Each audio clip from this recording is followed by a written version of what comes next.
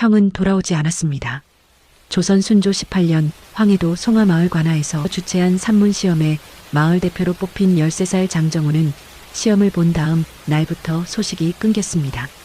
구독과 좋아요 눌러주시고 바람의 이야기 시작합니다. 며칠이 지나도 안 와요, 형이. 그 말을 한 건 7살 동생 장현우였습니다. 사람들은 대수롭지 않게 넘겼습니다. 아휴, 관아 시험이라는 게 원래 오래 걸려. 며칠 묵고 오는 건 당연하지. 하지만 연우는 달랐습니다. 그는 어머니 몰래 형이 떠난 날의 새벽 대화를 들었습니다. 어머니, 저 솔직히 무섭습니다. 왜, 내가 제일 똑똑한데 뭘 걱정해. 이번 시험 틀리면 1년 부역이라며요? 걱정 마라. 넌 절대 틀리지 않아. 마을에서도 가장 똑똑한 아이니까. 하지만 정우는 돌아오지 않았습니다. 그날 밤 연우는 자다 말고 뛰쳐나왔습니다. 엄마, 나 형 찾으러 갈게요. 이 밤중에 무슨 소리, 얼른 들어가. 그런데 연우는 어디론가 사라졌습니다. 그리고 몇 시간 뒤 개성부 관아 앞에서 발견됩니다. 애가 왜 저기 있어? 관아 앞에는 시장 인파가 드문드문 지나고 있었고 연우는 관아 입구에 멍하니 앉아 있었습니다. 얘야, 여기서 뭐하니? 관리 하나가 다가와 묻자 연우는 고개를 들었습니다. 형을 찾으러 왔습니다. 형? 며칠 전 산문 시험 본 장정우입니다. 제 형이요. 아게, 그 애는 지금 안에 있어. 연우의 눈이 커졌습니다. 시험 끝났습니까? 시험? 하하, 첫 문제도 못 넘기고 밥심도 딸려서 쓰러졌지 뭐야. 지금은 관아 쪽 부엌 일하고 있을 거다.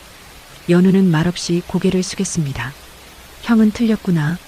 잠시 뒤 그 아이가 관아 정문을 향해 한 걸음 나아갔을 때 관리 하나가 팔을 붙잡았습니다.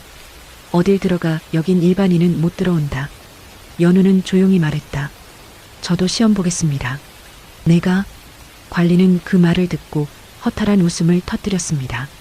야, 너 몇 살이냐? 7입니다. 하하, 7살? 장난하냐? 연우는 아무 말 없이 품에서 낡은 종이와 붓을 꺼냈습니다. 문제 주십시오. 글은 모릅니다. 하지만 답을 낼 수 있습니다. 야, 어서 안 가? 논 걸로 알기 전에. 그 순간 관아 뒤쪽에서 누군가 다가왔습니다. 시험 총관인 윤서방이었습니다. 흰갓을 쓴 그는 연우를 보자마자 멈춰 섰습니다. 이 아이가 시험을 보겠다고 했느냐? 관리들은 민망한 듯 머뭇거렸습니다. 예, 총관 어르신. 말도 안 되는 어린애 장난입니다. 총관은 잠시 연우를 바라보다가 입을 열었습니다. 좋다. 시험을 보게 하자. 예. 시험은 누구에게나 열려 있다. 아이든 어른이든 이기면 그만이다. 관리들이 웅성댔습니다. 총관 어르신 진심이십니까? 산문 시험은 단지 암기를 보는 게 아니다. 생각을 보는 것이다. 저 아이가 얼마나 생각을 하는지 나도 궁금하군. 그 말에 연우의 눈빛이 번쩍였습니다. 그날 오후 관아 마당에 낡은 상 하나가 설치됐습니다. 수십 명의 관리와 구경꾼들, 그리고 한 명의 7살 아이가 마주 앉았습니다. 총관 윤서방이 말했다. 이 아이가 오늘의 응시자다. 이기면 곡식 3섬과 면포 10필, 지면 너도 형처럼 부엌에 가야 한다. 연우는 고개를 끄덕였습니다. 알겠습니다. 총관은 미소를 지으며 말했다. 그럼 첫 번째 문항이다. 닭 2마리와 개 1마리가 논밭을 다녀왔다. 발자국은 모두 10개였다. 그중 몇 마리는 발이 3개였을까? 그 순간 구경꾼들이 웅성했습니다. 저런 건 수학이지 생각이 아니잖아. 7살이 저걸 알까? 연우는 눈을 감고 가만히 앉아 있었습니다. 5초, 10초, 20초. 그리고 눈을 떴습니다. 발이 3개인 닭 1마리가 있었습니다. 총관의 눈썹이 위로 올라갔습니다. 어떻게 그렇게 생각했느냐? 닭둘은 4발이 아니니까 2개씩 2마리면 4개. 개는 4발 합쳐서 8개. 그럼 나머지 2개는? 발이 하나 더 많은 닭이 있었다고 보는 게 빠릅니다. 관리들이 웅성거렸습니다. 이게 가능하나? 총관이 고개를 끄덕였습니다. 정답이다. 첫 번째 문항 정답. 7살 아이가 관아에서 시험에 통과한 순간이었습니다. 하지만 그건 시작에 불과했습니다. 관아 마당은 웅성거림으로 가득 찼습니다. 첫 문제의 정답을 맞힌 7살 꼬마를 보는 사람들의 눈빛은 달라져 있었습니다. 어떻게 저런 걸 맞춰? 우연일 거야. 운이 좋았겠지. 그중 가장 심기가 불편한 사람은 바로 총관 윤서방이었습니다. 그는 조선에서 손꼽히는 문답꾼으로 내가 낸 문제는 대간도 한참을 고민한다는 자부심이 있는 사람이었습니다. 총관은 다음 문제를 곧장 꺼내지 않았습니다. 잠시 연우를 뚫어지게 바라보다가 입을 열었습니다. 좋다, 그럼 두 번째 문항이다. 이번엔 이야기를 해주마. 한 양반이 저작거리에서 종이 봉투를 2개 들고 있었다. 한쪽에는 쌀이, 한쪽에는 모래가 들어 있었다. 그런데 봉투가 찢어지며 바닥에 떨어졌다. 사람들은 쌀을 줍지 않았다. 대신 모래를 주워갔다. 왜 그랬겠느냐?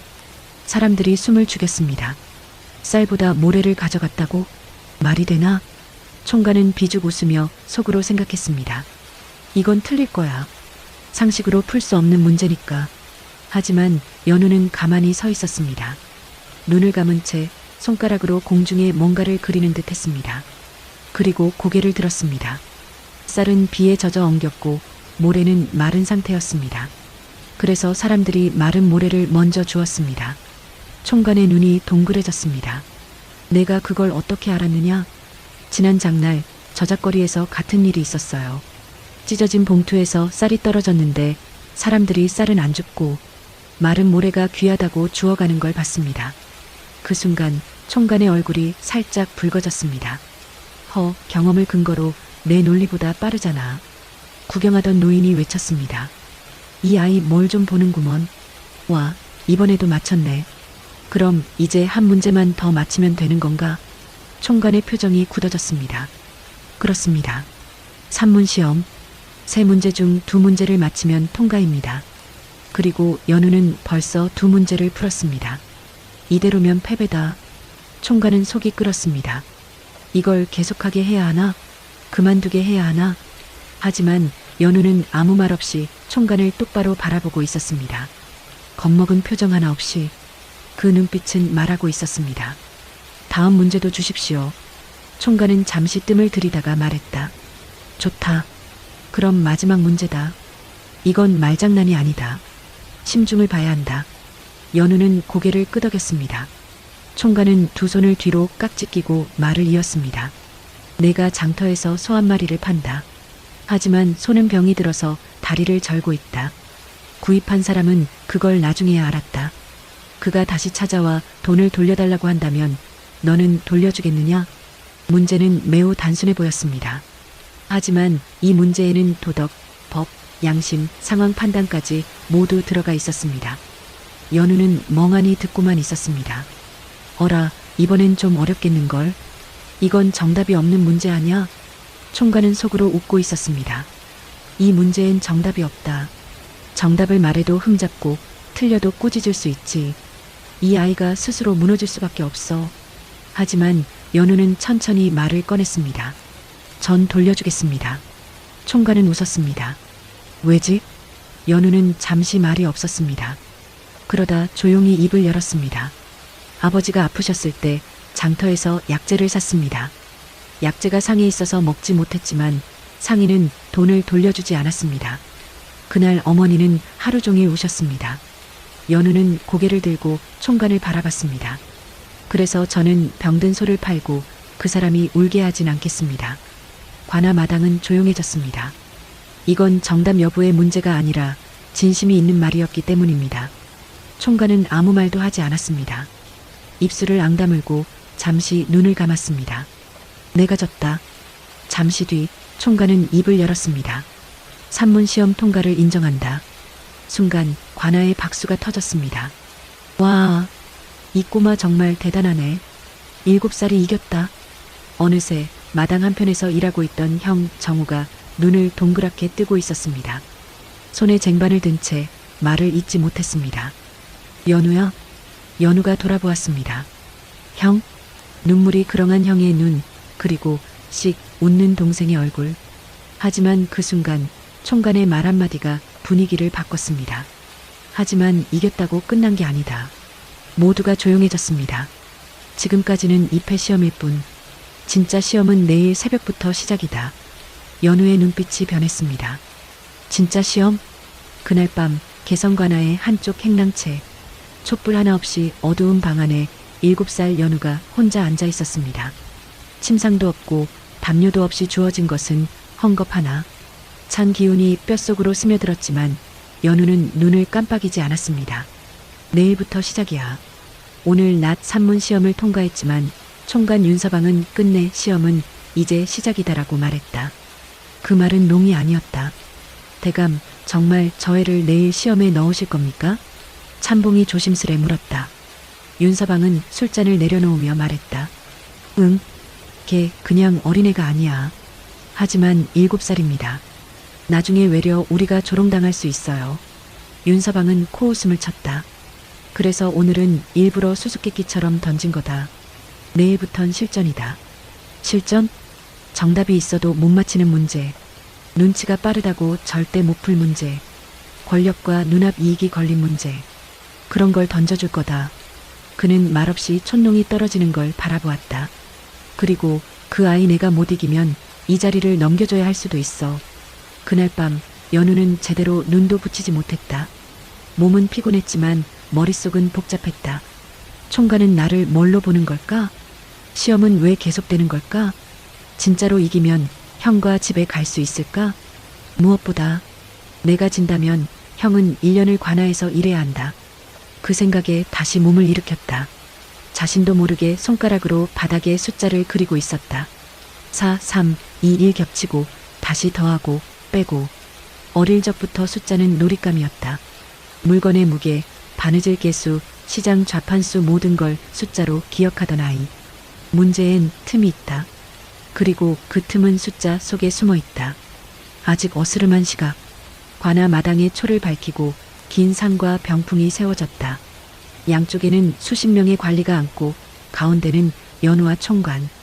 윤서방은 사람들 앞에서 선언했다. 이제부터 진짜 시험이다. 3일간 매일 문제 하나씩. 단 이번 문제는 틀리면 즉시 탈락. 맞춰도 한 번뿐이다. 3번 모두 맞춰야만 관문을 통과한 것으로 본다. 연우는 말없이 고개를 끄덕였다. 곁에서 형 정우가 속삭였다. 연우야 하지마. 무리야. 아니, 형은 부엌일을 하려고 글 배운 거 아니잖아. 총관 윤서방이 첫 번째 문제를 꺼냈다. 그의 목소리는 한층 낮고 무거웠다. 너희 집은 매우 가난하지? 쌀은 매일 있어? 아니요. 그럼 문제다. 쌀 반마를 팔면 은전 1량. 하지만 그걸 가지고 국밥집에 가면 공깃밥이 10전이다. 1량으로 공깃밥을 사면 총 몇 공기 살 수 있을까? 연우는 입을 열려다 멈칫했다. 문제는 너무 쉬워 보였다. 그 순간 총관이 덧붙였다. 단 공깃밥은 3그릇 이상 사면 1그릇 더 준다. 단 그건 2번까지만 적용된다. 관아 마당이 술렁였다. 이건 계산만 빠르면 되는 건가? 아니야, 조건이 이상하네.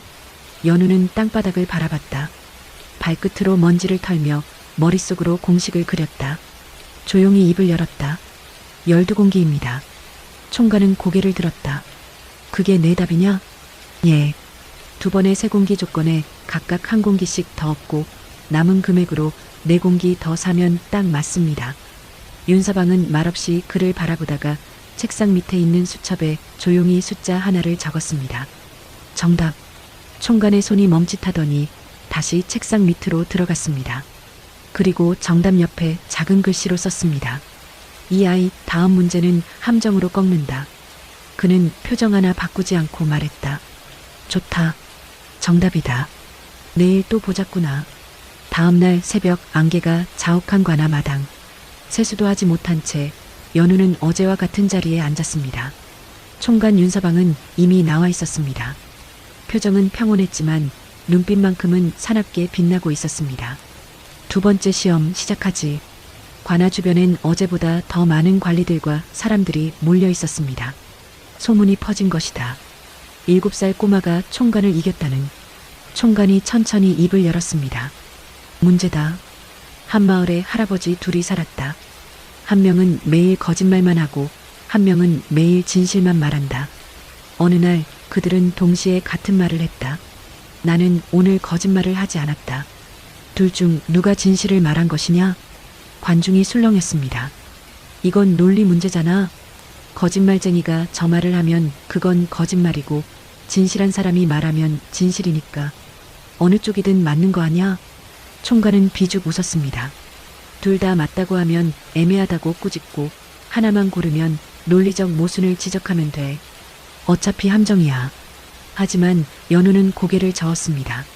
둘 다 진실을 말했습니다. 총괄의 눈썹이 꿈틀했습니다. 뭐? 둘 다? 예.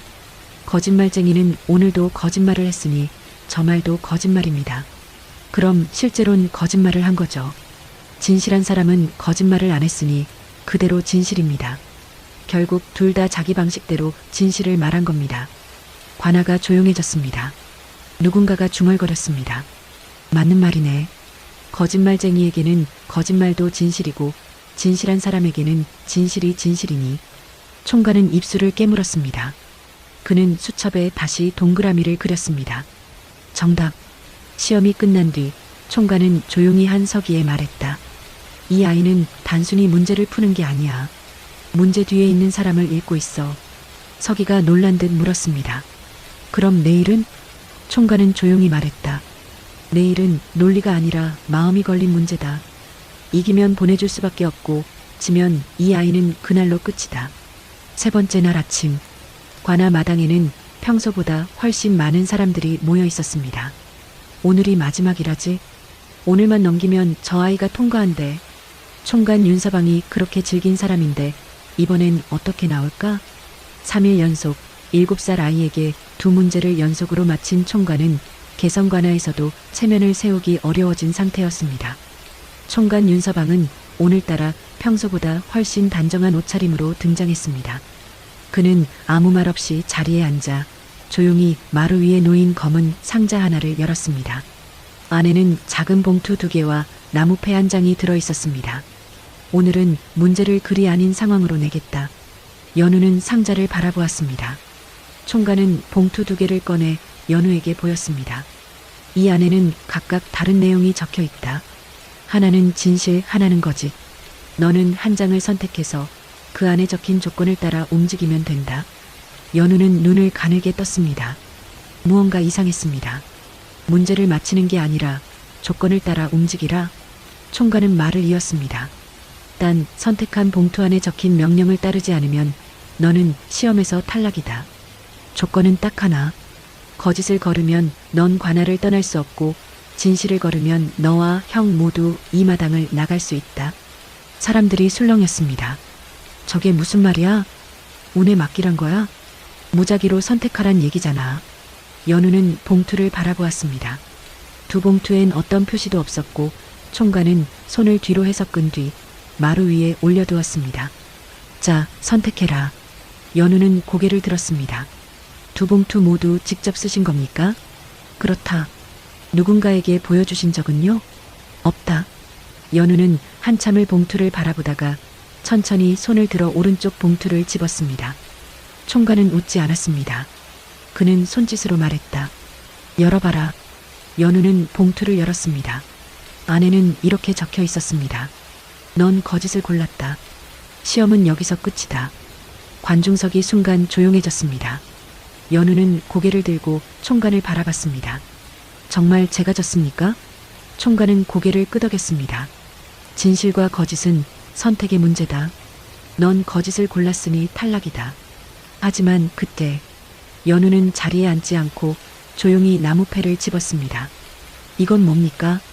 총괄은 잠시 머뭇하다 대답했습니다. 그건 판정용 나무패다. 필요 없는 것이다. 연우는 나무패를 유심히 살펴봤습니다. 그 안에는 희미한 글씨가 새겨져 있었습니다. 두 봉투 모두 거짓일 경우 시험은 무효. 연우가 조용히 입을 열었습니다. 총괄날이 두 봉투 모두 거짓이었군요. 총괄의 눈이 번쩍 떴습니다. 무슨 말이냐? 진실을 골랐으면 형과 함께 집에 간다 하셨지요. 하지만 두 봉투 모두 거짓을 골랐으니 탈락이라면 어느 쪽을 고르든 결과는 같았을 겁니다. 이건 시험이 아니라 함정입니다. 관중석이 뒤집혔습니다. 오, 그럴 수도 있겠네. 진짜네. 선택 자체가 조작이었잖아. 총괄은 얼굴이 굳었습니다. 연우는 마루에 꿇어앉았습니다. 어른이 아이를 시험하는 건 좋습니다. 하지만 정답이 없는 문제로 판단하려는 건 그건 시험이 아니라 벌입니다. 총괄은 입을 다물었습니다. 이놈 이젠 문제를 푸는 게 아니라 날 질책하는군. 그 순간 관아 뒷문이 열렸습니다. 입구 쪽에서 한 사내가 걸어 나왔습니다. 그는 바로 개성부 부사였습니다. 그도 시험의 전 과정을 지켜보고 있었던 것입니다. 총관 윤서방. 총관이 고개를 숙였습니다. 예, 대감. 그대의 자리는 오늘로 끝이다. 순간 마당은 숨이 멎은 듯 조용해졌습니다. 부사는 연우를 바라보며 말했다. 이 아이는 단지 문제를 푼 것이 아니라 정의와 판단의 본질을 꿰뚫었다. 내 판단에 이해 있는 자 있는가? 아무도 대답하지 않았습니다. 그날 오후 연우는 형과 함께 관아를 나왔습니다. 손에는 작은 꾸러미 하나, 안에는 쌀과 면포 그리고 부사친필의 추천장이 담겨 있었습니다. 하지만 그보다 소중한 것은 형의 손을 다시 잡은 순간의 따뜻함이었습니다. 형, 우리 집에 가자. 관아 대문이 천천히 열렸다. 3일 동안 관아 안을 떠나지 못했던 형 정우는 동생 연우와 함께 한 걸음, 또 한 걸음 바깥 세상으로 나왔다. 햇살은 눈부시게 따뜻했고 관아 앞에는 몰려있던 군중들이 말없이 길을 열어주었다. 저 아이가 이긴 애야. 7살이라더니 진짜 대단한 놈이구먼. 하지만 연우는 그 시선에 아무런 반응도 하지 않았다. 그저 조용히 형의 손을 꽉 잡고 있었다. 형 정우는 입을 떼지 못했다. 며칠 전 자신은 마을에서 가장 똑똑하다는 자부심을 안고 시험에 왔다. 하지만 처음 문제도 넘기지 못하고 탈락했고 형이라 불리던 자신은 관아의 심부름꾼으로 내몰렸다. 그런데 지금 곁에서 조용히 걷고 있는 동생은 모든 문제를 통과하고 총관 자리까지 흔들어 놓았다. 형은 주저앉듯 멈춰섰다. 연우야, 왜 그랬어? 연우는 고개를 돌렸다. 뭐가요? 왜 여기까지 왔냐고, 왜 시험을 본 거야? 잠시 침묵. 그러다 연우가 작게 대답했다. 형이니까요. 정우는 고개를 떨궜다. 형은 못났어. 형이라면서 아무것도 못하고 엄마 말대로 착하기만 했지. 연우는 미소를 지으며 고개를 저었다. 착한 게 나쁜 거예요? 엄마는 형을 믿어서 보낸 거잖아요. 나는 형이 없으면 아무것도 못했어요. 형이 학교에서 배운 거 집에 와서 다 알려줬잖아요. 이번엔 내가 형한테 알려주러 온 거예요. 정우는 눈시울을 붉혔다. 형이 울면 나도 울어버린다니까요.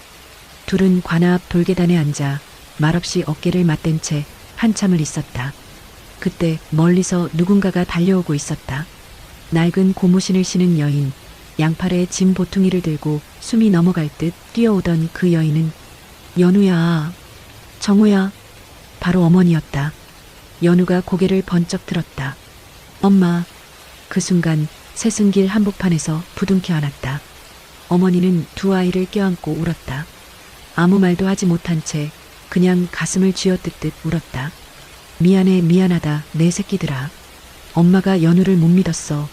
정우야, 너를 그렇게 보낸 건 엄마가. 정우는 말없이 고개를 숙였다. 연우는 어머니의 손을 꼭 붙잡았다. 엄마, 이제 우리 집에 가요. 그날 밤 연우와 정우, 어머니는 마을로 돌아가는 길에 작은 주막에 들렀다. 하루치 여비로 받은 면포 한 피를 팔아 처음으로 제대로 된 저녁밥을 사 먹었다. 두부찌개 한 그릇, 따뜻한 쌀밥, 그리고 나물 몇 가지. 식탁 위에 수저를 올리는 손이 덜덜 떨렸다. 우리가 이렇게 앉아서 밥을 먹는 게 얼마만이지. 그동안 늘 누가 먼저 먹고 나면 남은 걸 퍼먹었는데 오늘은 셋 다 배가 부르다. 연우는 조용히 밥을 다 먹고 주막 주인에게 종이 한 장을 빌렸다. 그리고 그 위에 크게 글자를 써내려갔다. 진짜 문제는 사람을 보는 눈입니다. 그 밑에 자신의 이름을 한 글자 한 글자 적었다. 장, 연, 오. 주막 주인은 물었다. 너 글도 모르면서 이름은 어찌 썼냐? 연우는 웃었다. 형이 가르쳐줬어요. 밤이 깊어지던 그 시각, 개성관아의 한쪽 방 자리에서 물러난 총관 윤서방은 홀로 술잔을 들고 마당을 바라보고 있었다. 그의 앞에는 연우가 적어낸 문제 해답과 나무패, 그리고 판정 수첩이 있었다. 그는 중얼거렸다. 저 꼬마는 날 이긴 게 아니었어. 나를, 그리고 내가 속한 이 세상을 꿰뚫어봤던 거지. 다음 날 아침, 개성관아는 평소와 달리 소란스러웠습니다. 문을 닫았던 시험장이 다시 열리고 지방 고을의 관리들이 일찍부터 관아 앞에 줄을 서기 시작했습니다. 그 중심에는 총관 윤서방이 앉아 있었고 곁에는 지난 며칠간 시험에서 나온 문제들이 놓여 있었습니다. 그리고 모두가 놀란 것은 그 가운데 놓인 어린아이의 이름 석자, 장현우라는 글자였습니다. 저 아이가 5문제를 전부 맞췄다 들었습니다. 이 문제를 낸 게 윤서방 대감이시지요? 정말입니까? 이건 중전 마마께도 보고를 올려야 할 일 아닙니까? 그때 문이 열리며 작은 발걸음 하나가 조용히 안으로 들어왔습니다. 연우였습니다. 깨끗이 빨아입은 누더기 옷, 손에는 어머니가 싸준 보퉁이 하나를 들고 말없이 섰습니다. 윤서방이 조용히 말했다. 내가 올 줄 알았다. 연우는 꾸벅 절을 하며 말했습니다. 고맙습니다. 저희 형을 놓아주셔서, 그리고 약속 지켜주셔서 감사합니다. 윤서방은 잠시 연우를 바라보다가 곁에 앉은 관리에게 말했다. 장현우는 시험을 정식으로 통과한 자입니다. 비록 나이는 어리지만 문제는 누구보다 명확히 풀었고 그 답변 속에는 오만이 아닌 사람을 보는 눈이 있었소. 다른 관리가 조심스럽게 물었습니다. 허나 저 아이는 관상록에도 없고 호적에도 없는 듯합니다. 백성이 되려면 신분이 있어야 하고 신분이 있으려면 호적이 있어야 하지 않습니까?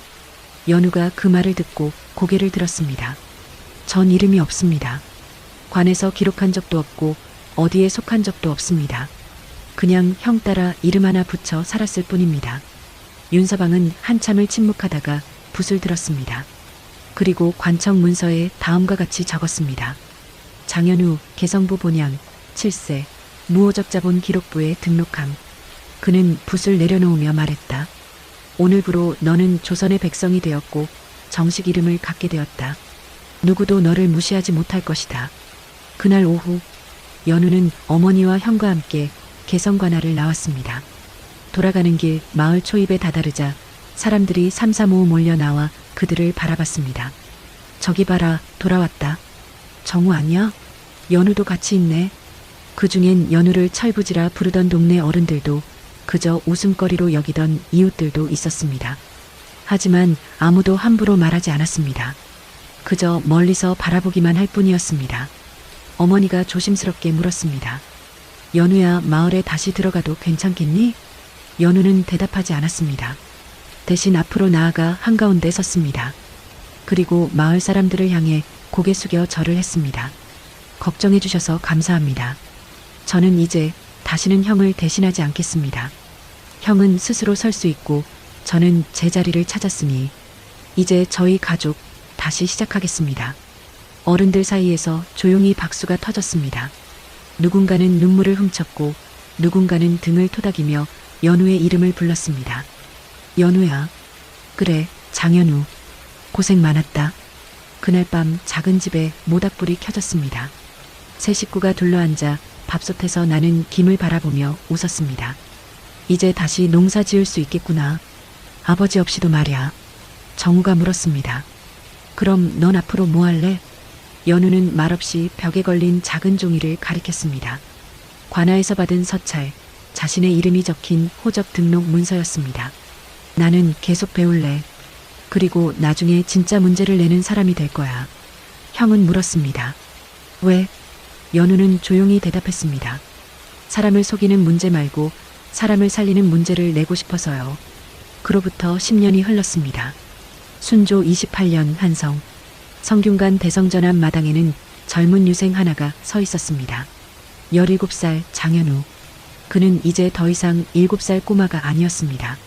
개성부 시험을 통과한 뒤 훈장부 특별연습생으로 선발되어 성균관에 입학했고 사서삼경을 모두 통달했으며 특히 산학과 논리학에서는 스승들조차 혀를 내두르는 실력을 갖추게 되었습니다. 하지만 그는 결코 교만하지 않았습니다. 여전히 형 정우를 존경했고 어머니를 섬겼으며 고향 마을 사람들을 잊지 않았습니다. 그날 성균관에서는 특별한 행사가 열렸습니다. 조정에서 파견한 암행어사가 직접 성균관을 방문해 유생들을 대상으로 특별 시험을 치른다는 소식이었습니다. 합격자는 곧바로 관직에 임명된다더라. 이번 암행어사가 누군지 아느냐? 윤서방이라던데 개성부에 있던 그 양반 말이야. 연우는 그 이름을 듣는 순간 심장이 뛰었습니다. 윤서방 10년 만이군. 그날 오후 대성전 마당에 유생 수십 명이 모였습니다. 그리고 단상 위에 흰갓을 쓴 노인 하나가 천천히 올라섰습니다. 바로 윤서방이었습니다. 10년의 세월이 그를 더욱 깊게 만들었지만 여전히 날카로운 눈빛은 그대로였습니다. 그는 유생들을 천천히 둘러보다가 한 사람 앞에서 멈췄습니다. 장현우. 두 사람의 눈이 마주쳤습니다.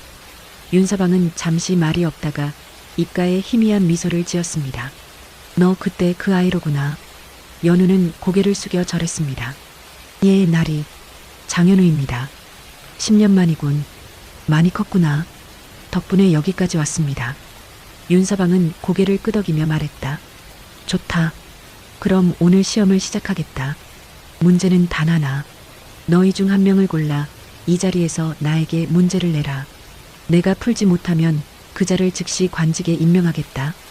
유생들이 술렁였습니다. 우리가 암행어사께 문제를 낸다고? 말도 안 돼. 그분이 못 푸는 문제를 누가 내? 이건 함정이야. 겸손을 시험하는 거지. 하지만 연우는 조용히 손을 들었습니다. 제가 내겠습니다. 윤서방이 고개를 돌렸습니다. 내가? 예. 유생들이 웅성거렸습니다. 저기 장현우 아냐? 개성부에서 온 그 천재 말이야. 설마 진짜 문제를 낼 건가? 연우는 천천히 앞으로 나아가 윤서방을 마주보고 섰습니다. 그리고 조용히 입을 열었습니다. 나리께서 10년 전 저에게 3가지 시험을 내셨습니다. 첫 번째는 수수께끼, 두 번째는 논리, 세 번째는 함정이었습니다.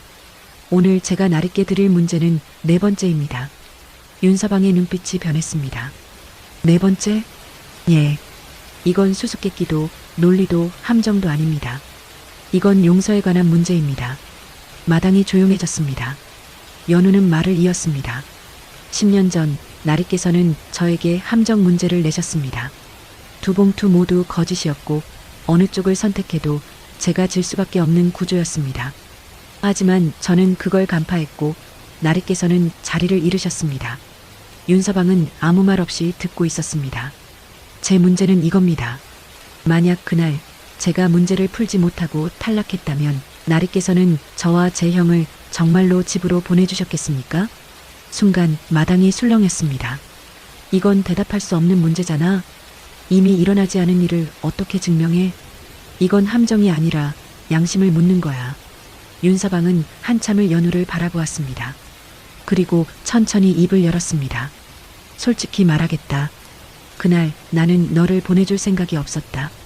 너와 내 형 모두 최소 1년은 관아에 묶어둘 작정이었지. 유생들이 숨을 죽였습니다. 윤서방은 말을 이었습니다. 하지만 내가 문제를 풀어냈고 나는 패배를 인정했다. 그리고 그날 이후 나는 매일 자문했다. 내가 정말로 공정한 시험을 치렀는가 아니면 내 자존심을 지키려고 아이를 이용한 것인가. 그는 잠시 말을 멈췄다가 다시 입을 열었습니다. 내 질문에 대한 답은 이렇다. 그날의 나라면 너를 보내주지 않았을 것이다. 하지만 오늘의 나라면 너에게 먼저 사과하겠다. 윤서방은 천천히 고개를 숙였습니다. 10년 전 내게 함정을 판 것을 용서해다오. 마당이 순간 조용해졌습니다. 암행어사가 유생에게 머리를 숙인 것입니다. 연우는 눈시울이 붉어졌습니다. 그는 황급히 윤서방 앞에 무릎을 꿇었습니다. 아닙니다, 나리. 나리께서 그날 저를 시험하지 않으셨다면 저는 평생 이름 없는 아이로 살았을 겁니다. 나리께서 저를 인정해 주셨기에 오늘의 제가 있습니다. 용서할 것도 사과받을 것도 없습니다. 두 사람은 마주보며 말없이 고개를 숙였습니다. 그날 윤서방은 장현우를 관직에 임명하지 않았습니다. 대신 그에게 또 다른 제안을 했습니다. 너 내 제자가 되지 않겠느냐? 관직은 나중에 얼마든지 할 수 있다. 하지만 진짜 배움은 지금이 아니면 늦는다. 연우는 고개를 숙였습니다. 제자로 받아주신다면 영광입니다. 그날 오후 연우는 형 정우에게 편지를 썼습니다. 형, 나는 아직 배워야 할 게 많습니다. 관직은 조금 더 미루고 윷나리 밑에서 공부를 더 하기로 했습니다. 형은 마을에서 잘 지내고 계시지요? 어머니 건강은 괜찮으신지요? 나는 여전히 형이 자랑스럽습니다. 형이 없었다면 오늘의 나는 없었을 테니까요. 조만간 고향에 들를게요. 그때 따뜻한 밥 한 끼 같이 먹어요. 동생 연우 올림. 편지를 접어 봉투에 넣으며 연우는 창밖을 바라보았습니다. 한성의 하늘은 넓고 푸르렀습니다. 그는 생각했습니다. 10년 전 나는 형을 구하러 갔고 내 이름을 얻었습니다. 오늘 나는 스승을 만났고 진짜 배움이 무엇인지 알게 되었습니다. 앞으로 또 10년 뒤엔 어떤 사람이 되어 있을까요? 그는 알고 있었습니다.